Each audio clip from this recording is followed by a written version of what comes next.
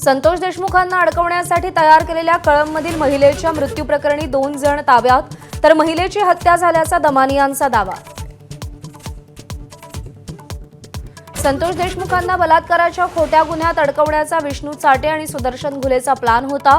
गोपनीय साक्षीदाराची साक्ष एबीपी माझाच्या हाती, प्लॅनिंग होताना साक्षीदार उपस्थित असल्याचीही माहिती।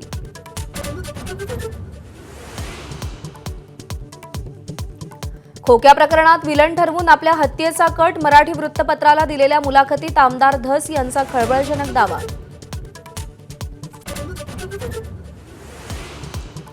मोदी 75 वर्षांचे होतात म्हणून राष्ट्रीय स्वयंसेवक संघाने त्यांना बोलवून घेतलं, खासदार राऊतांचा दावा।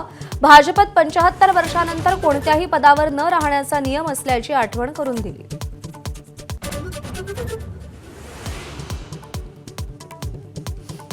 मुंबईतील मलाडमध्ये कलश यात्रेदरम्यान झालेल्या मारहाण प्रकरणी आणखी 4 अटक, 5 फरार आरोपींचा पोलिसांकडून कसून शोध।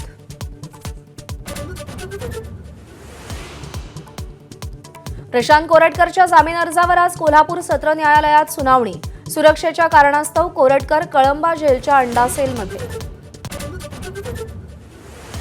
प्रॉपर्टी टॅक्समधून मुंबई महानगरपालिका मालामाल, काल संपलेल्या आर्थिक वर्षात 6172 कोटींचा मालमत्ता कर जमा, आधीच्या वर्षाच्या तुलनेत 27% जादा कमाई।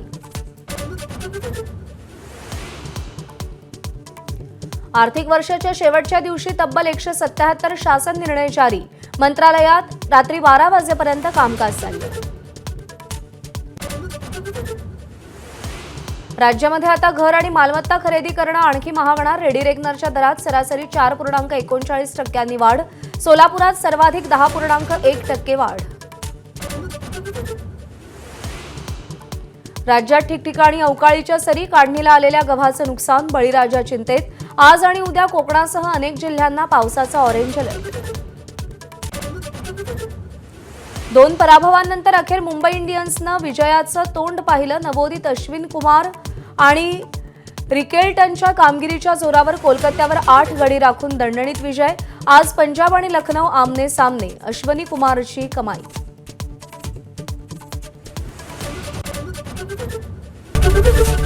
एबीपी माझा, उघडा डोळे बघा नीट।